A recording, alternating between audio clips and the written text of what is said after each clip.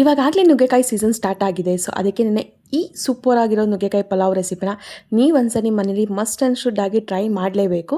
ತುಂಬಾ ಸಿಂಪಲ್ ಆಗಿ ಈ ರೆಸಿಪಿನ ಟ್ರೈ ಮಾಡ್ಬೋದು.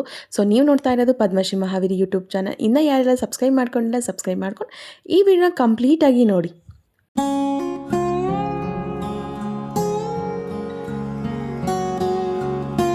ಮೊದಲಿಗೆ ನಾನಿಲ್ಲಿ ನುಗ್ಗೆಕಾಯಿ ಪಲಾವ್ ಮಾಡಲಿಕ್ಕೆ ಏನೆಲ್ಲ ಇಂಗ್ರೀಡಿಯೆಂಟ್ಸ್ ಬೇಕು ಅಂತ ಹೇಳಿ ತಿಳಿಸ್ಕೊಡ್ತಾ ಇದ್ದೀನಿ.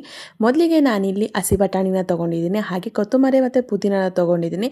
ವೆಜಿಟೇಬಲ್ಸಲ್ಲಿ ನಾನು ಕ್ಯಾರೆಟ್, ಬೀನ್ಸ್, ಆಲೂಗೆಡ್ಡೆ ಹಾಗೆ ಟೊಮೊಟೊ, ಈರುಳ್ಳಿನ ಎಲ್ಲನೂ ಕೂಡ ಮೀಡಿಯಮ್ ಸೈಜಲ್ಲಿ ಕಟ್ ಮಾಡಿ ತೊಗೊಂಡಿದ್ದೀನಿ. ನಾನಿಲ್ಲಿ ಹುಳಿ ಟೊಮೊಟೊನ ತೊಗೊಂಡಿದ್ದೀನಿ. ಹಾಗೆ ಶುಂಠಿ ಬೆಳ್ಳುಳ್ಳಿ ಒಂದು 7-8 ಹಸಿಮೆಣಸಿನ್ಕಾಯಿ. ಇದಕ್ಕೆ ಮೇಯ್ನಾಗಿ ಬೇಕಾಗಿರೋದು ನುಗ್ಗೆಕಾಯಿನ ನಾನಿಲ್ಲಿ ಒಂದು ಸ್ವಲ್ಪ ಕಟ್ ಮಾಡ್ಕೊಂಡು ಇಟ್ಕೊಂಡಿದ್ದೀನಿ. ಹಾಗೆ ಒಗ್ಗರಣೆಗೆ ಸಾಸಿವೆ, ಮಿಕ್ಸಿ ಮಾಡಲಿಕ್ಕೆ ಧನಿಯಾ, ಜೀರಿಗೆ, ಚಕ್ಕೆ, ಲವಂಗ ಹಾಗೆ ಒಂದು 4 ಕರಿಮೆಣಸನ್ನು ತೊಗೊಂಡಿದ್ದೀನಿ. ಹಾಗೆ ನಾನಿಲ್ಲಿ ಈ ಅಳತೆ ಗ್ಲಾಸಲ್ಲಿ 1 ಗ್ಲಾಸ್ ಆಗೋವಷ್ಟು ಅಕ್ಕಿನ ತೊಗೊಂಡಿದ್ದೀನಿ. ಈ ಗ್ಲಾಸ್ ಅಳತೆಯಲ್ಲಿ ತೊಗೊಂಡ್ರೆ ನೀವು ಇಬ್ಬರಿಗೆ ಆಗೋವಷ್ಟು ಪಲಾವ್ನ ಮಾಡ್ಕೋಬೋದು. ಹಾಗೆ ಈ ಗ್ಲಾಸ್ ಅಳತೆಯಲ್ಲಿ ನಾನು 1 ಗ್ಲಾಸ್ ಆಗೋವಷ್ಟು ಅಕ್ಕಿನ ತೊಗೊಂಡೆ, 2 ಗ್ಲಾಸ್ ಆಗೋವಷ್ಟು ನೀರನ್ನ ಕೂಡ ತೊಗೊಂಡಿದ್ದೀನಿ. ಇದು ಕಂಪ್ಲೀಟ್ ನುಗ್ಗೆಕಾಯಿ ಪಲಾವ್ ಮಾಡಲಿಕ್ಕೆ ಬೇಕಾಗಿರುವ ಇಂಗ್ರೀಡಿಯೆಂಟ್ಸ್. ಆಮೇಲೆ ನಾನಿಲ್ಲಿ ಮಿಕ್ಸಿ ಜಾರ್ಗೆ ಶುಂಠಿ ಬೆಳ್ಳುಳ್ಳಿ ಒಂದು 7-8 ಹಸಿಮೆಣಸಿನ್ಕಾಯಿ, 1 ಸ್ಪೂನ್ ಆಗೋವಷ್ಟು ಧನಿಯಾ, 1 ಸ್ಪೂನ್ ಆಗೋವಷ್ಟು ಜೀರಿಗೆ ಹಾಗೆ ಚಕ್ಕೆ, ಲವಂಗ, ಒಂದು 4 ಕಾಳು ಮೆಣಸನ್ನು ಕೂಡ ಹಾಕ್ಕೊಂಡು, ಹಾಗೆ 1 ಹಿಡಿ ಆಗುವಷ್ಟು ಕೊತ್ತಂಬರಿ ಸೊಪ್ಪು, 1 ಹಿಡಿ ಆಗುವಷ್ಟು ಪುದೀನನ ಎಲ್ಲನೂ ಕೂಡ ಕಂಪ್ಲೀಟಾಗಿ ಗ್ರೈಂಡ್ ಮಾಡ್ಕೊಬೇಕಾಗುತ್ತೆ. ಆಲ್ಮೋಸ್ಟ್ ತರಕಾರಿ ಥರನೇ ಇರಬೇಕು, ತುಂಬ ಪೇಸ್ಟ್ ಆಗಲೂಬಾರ್ದು ಮತ್ತು ತುಂಬ ಜಾಸ್ತಿ ದಪ್ಪನೂ ಕೂಡ ಇರಬಾರ್ದು. ಈ ರೀತಿ ಮೀಡಿಯಮ್ನಲ್ಲಿ ಮಿಕ್ಸಿ ಜಾರ್ನ ಮಾಡಿಕೊಂಡು ಒಂದು ಸೈಡಿಗೆ ಎತ್ತಿಟ್ಕೊಂಡ್ಬಿಡಬೇಕು. ಅದಾದಮೇಲೆ ನಾನಿಲ್ಲಿ ಗ್ಯಾಸ್ ಮೇಲೆ ಕುಕ್ಕರು ಕೂಡ ಕಾಯಲಿಕ್ಕೆ ಇಟ್ಟಿದ್ದೆ.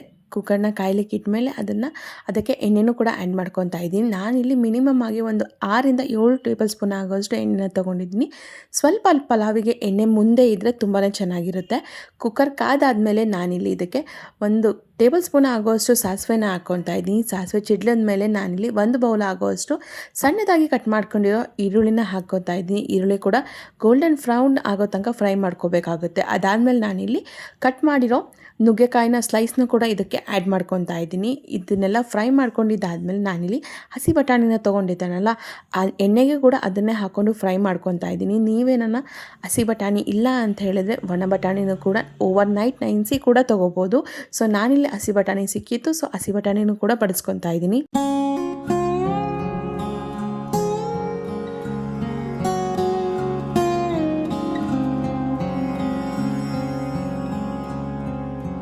ಇವಾಗ ಸಣ್ಣದಾಗಿ ಕಟ್ ಮಾಡಿ ಎತ್ತಿಟ್ಕೊಂಡಿದ್ನಲ್ಲ ತರಕಾರಿಗಳನ್ನ, ಅದನ್ನು ಕೂಡ ಆ್ಯಡ್ ಮಾಡ್ಕೊತಾ ಇದ್ದೀನಿ. ನಾನು ಕ್ಯಾರೆಟು, ಬೀನ್ಸು, ಆಲೂಗಡ್ಡೆ ಅಷ್ಟೇ ತೊಗೊಂಡಿದ್ದೆ.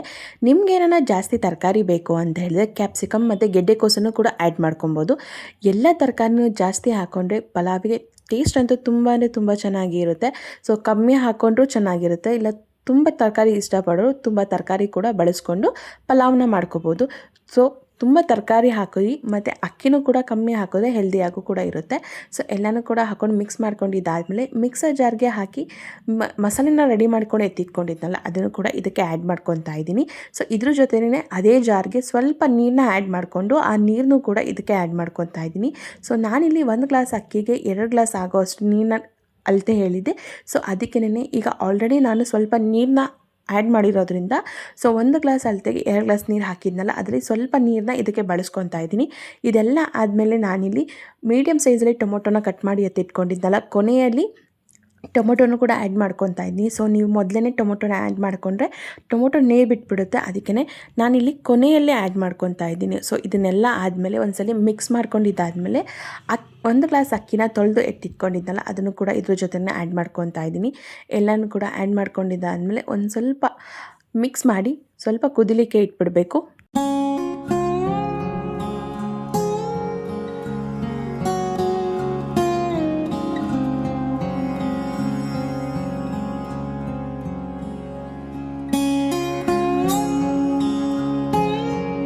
ನಾನಿವಾಗ 1 ಗ್ಲಾಸ್ ಅಕ್ಕಿಗೆ 2 ಗ್ಲಾಸ್ ಆಗೋವಷ್ಟು ನೀರನ್ನ ಹಾಕ್ಕೊತಾ ಇದ್ದೀನಿ. ಸ್ವಲ್ಪ ಕಮ್ಮಿನೇ ತೊಗೊಂಡಿದ್ದೀನಿ.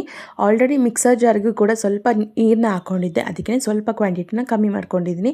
ಹಾಗೆ ಇವಾಗ ಇದಕ್ಕೆ ರುಚಿಗೆ ತಕ್ಕಷ್ಟು ಉಪ್ಪನ್ನು ಕೂಡ ಆ್ಯಡ್ ಮಾಡಿಕೊಂಡು ಕುಕ್ಕರ್ ಮುಚ್ಚಳನ ಮುಚ್ಚಿ ಒಂದು 2-3 ವಿಷಲ್ ಕೂಗಿಸ್ಕೋಬೇಕಾಗುತ್ತೆ. ಸೊ ಅದಾದಮೇಲೆ ಒಂದು ಸಣ್ಣ ಉರಿ ಇಟ್ಟು ಆಮೇಲಿಂದ ಕುಕ್ಕರ್ನ ಮಾಮೂಲಿ ಈಗ ಬಿರಿಯಾನಿನ ದಮ್ ಕಟ್ತೀವಲ್ಲ ಅದೇ ರೀತಿ ಒಂದು 2 ನಿಮಿಷದಷ್ಟು ದಮ್ ಕಟ್ಟಿದ್ರೆ ಸೊ ಇರೋ ನೀರು ಕೂಡ ಇಂಬ್ರಿ ಪಲಾವ್ ಅಂತೂ ತುಂಬಾ ತುಂಬ ಟೇಸ್ಟಿಯಾಗಿ ಆಗುತ್ತೆ. ಸೊ ನೀವೇ ನೋಡ್ತಿರ್ಬೋದು ನುಗ್ಗೆಕಾಯಿ ಪಲಾವ್ ಎಷ್ಟು ಸೂಪರಾಗಿ ಉದ್ರುದ್ರಾಗಿ ಆಗಿದೆ ಅಂಥೇಳಿ. ಸೊ ನೀವು ಕೂಡ ನಿಮ್ಮಲ್ಲೇ ಟ್ರೈ ಮಾಡಿ, ಹಾಗೆ ಹೇಗೆ ಬಂದಿದೆ ಅಂತ ಹೇಳಿ ಕಮೆಂಟ್ ಬಾಕ್ಸಲ್ಲಿ ಕಮೆಂಟ್ ಮಾಡಿ. ಈ ನುಗ್ಗೆಕಾಯಿ ಸೀಸನಲ್ಲಿ ಮಸ್ಟ್ ಅನ್ಸ್ಟು ಟ್ರೈ ಮಾಡ್ಕೋಬೇಕಾಗಿರೋ ರೆಸಿಪಿ ಇದು. ಸೊ ಹಾಗೆ ಮತ್ತೊಂದು ವೀಡಿಯೋ ಜೊತೆ ಸಿಗ್ತೀನಿ. ಅಲ್ಲಿ ತನಕ ಥ್ಯಾಂಕ್ಸ್ ಫಾರ್ ವಾಚಿಂಗ್. ಯಾರೆಲ್ಲ ಸಬ್ಸ್ಕ್ರೈಬ್ ಮಾಡ್ಕೊಂಡಿಲ್ಲ ಸಬ್ಸ್ಕ್ರೈಬ್ ಮಾಡ್ಕೊಂಡು ವೀಡಿಯೋನ ಕಂಪ್ಲೀಟಾಗಿ ನೋಡಿ. ಹಾಗೆ ಈ ವಿಡಿಯೋ ಸ್ವಲ್ಪನಾದರೂ ಇಷ್ಟ ಆಯಿತು ಅಂದರೆ ಲೈಕ್ ಮಾಡಿ, ಶೇರ್ ಮಾಡಿ, ಕಮೆಂಟ್ ಮಾಡಿ. Thanks for watching.